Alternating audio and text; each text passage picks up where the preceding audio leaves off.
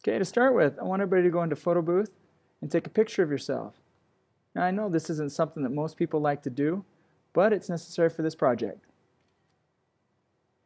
Grab your photo from the film strip, drag it onto your desktop, then drag it from the desktop and place it onto the Photoshop icon, and it will open it up in Photoshop for you. Once we have our picture in here, I just want to play around with it just a little bit in Photoshop so we can give you a basic idea how these tools work.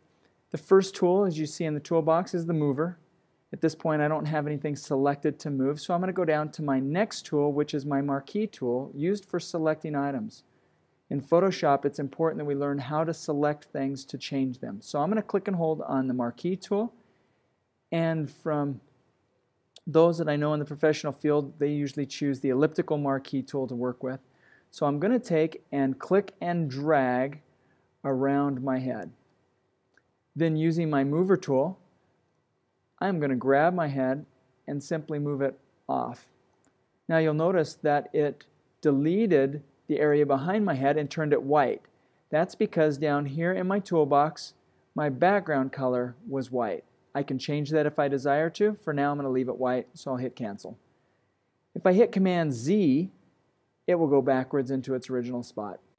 The next tool I'd like to show is the lasso tool. By selecting it and holding it down, I have three different kinds: the lasso, polygonal, and the magnetic. Let's start with the first one. To use the lasso tool, you simply click and drag any area that you would like to select. An important command key in Photoshop that everybody should remember is Command D, as in dog, and I'll hit that now and it will deselect for me. The second lasso tool is the polygonal. It does a dot-to-dot sort of selection. So every time I click, it will surround an area. We can use that for more close-up. I can double-click or move back to my original dot, and it will select that area for me. And again, I'm going to hit Command D, as in David. The third lasso tool is my magnetic lasso, and it will follow the area that has the most contrast. So if I have a white and a black area, it will select the line right in between. So I simply click once to get it started, and then I will drag, and you can see right now it's having kind of a tough time selecting an area because there's not a lot of contrast. But there it picked up the light and dark areas around my eye, and I'll simply click at my starting point to select that area. And now if I was about to select and change the color of my hair, there's no one perfect tool that will grab all of my hair for me. So I need to use a combination of them. The first one I'm going to try is the magic wand. I'm going to come up here to my tolerance and I'm going to set it for 20 and see what it does for me. So I simply click on my hair. You'll notice that it grabbed quite a bit of it, but not all of it.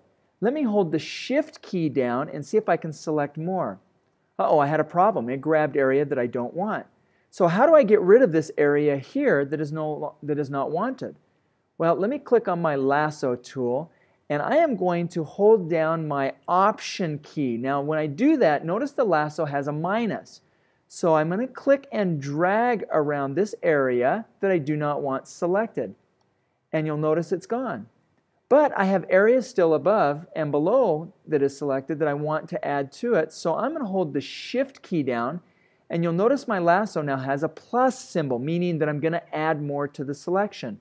So I'm going to click and drag around this hair here and back up and do a complete circle. And I'm going to do the same thing around the top, and I can also do it around the sides.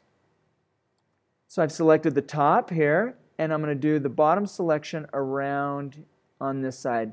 Now this is not a perfect process, and I'm not going to spend time to detail all of this, but I do have one spot right here I want to get rid of, this white area. So I'm going to hold the Option key and come back in and get rid of that one. Now to color my hair, I'm just going to do a very simple, easy way by going to Image at the top, down to Adjustments, over to my Color Balance. I'm going to shift over my adjustments, and now I can come in and slide and shift things over to create a color that would maybe look a little unusual. And I click OK. The last tool that we'll talk about today is the Quick Select and Magic Wand. They are the fourth one down in your toolbox. So I'm going to click and hold, and you can see Quick Select and Magic Wand. I'm going to use the Quick Select tool.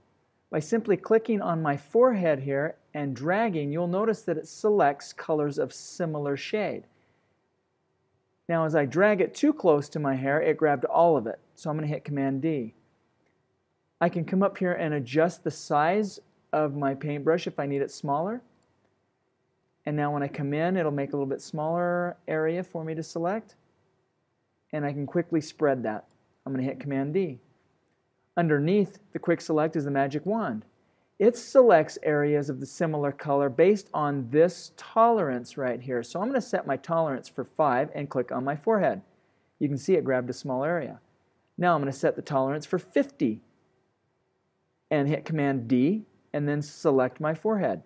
Now you can see there are at least 50 different shades of that color that I selected. I'll hit Command D. This time I'll do 100 and see how much area it selects. And this time it grabbed quite a bit of my page. So I hit my tolerance now. I'll probably adjust it if I wanted to grab my face in the teens or low 20s. So let me try 18 and see what happens this time. If I hold the Shift key down, I can actually add to that selection area in smaller increments, unlike the Direct Select tool we used earlier. You can see it's still not quite getting everything, so I have to go back in and click on it. But it did give me a rough area that I could work with. Yeah, there's a couple of things you should be aware of in Photoshop that are different than Illustrator. If I select my eye here and take my mover tool and move it, and then I select my other eye and move it, and then hit Command Z, you'll notice that the one eye moves, but it only moves back once. So how do I get my other eye to move back into its previous position? Well, the easiest way to do that is to come up underneath our window, drag down till you see History, and you can go backwards in your History menu. So there's my lasso, move, deselect, and now I'm back to my original state. One last thing that we need to identify in Photoshop is our layers. Over here in the bottom right hand corner, you'll see the palette. I'm going to drag it onto the page so we can get a better look at it. Okay, now you'll notice it's set for the background layer and it's blue, which means the background layer is selected. I'm going to take my lasso tool and select my eye, and then I'm going to copy it, Command C, and then I'm going to paste it, Command V. I'll take my mover tool and I'm just going to grab it and move it over here to my other side. And now you'll notice down here in our layers palette that I have two of them. I have background and layer 1. Layer 1 is selected. When I click off of my eye, you'll see it's gone. When I click back on my eye, it reappears. I can do the same thing with the background. Okay. Up here in the top right hand corner of the layers palette, you have some options that you can work with. By clicking on the down arrow with the 4 lines next to it, it gives me my menu. I have new layer, duplicate, delete, all the way down through, but I want to focus for a second on merge down, merge visible, and flatten image. Merge down means that layer 1 will go down to the background layer. Merge visibles means that anything that has the eyeball that you can see in that layer will go together and become one layer or form a layer. And the last thing is our flatten image. By clicking on the flatten image, it will take everything and now convert it to a background layer so that I can no longer shift my eye. It is a part of that layer. I hope this short tutorial helped you understand Photoshop just a little bit better. Now it's time to start playing.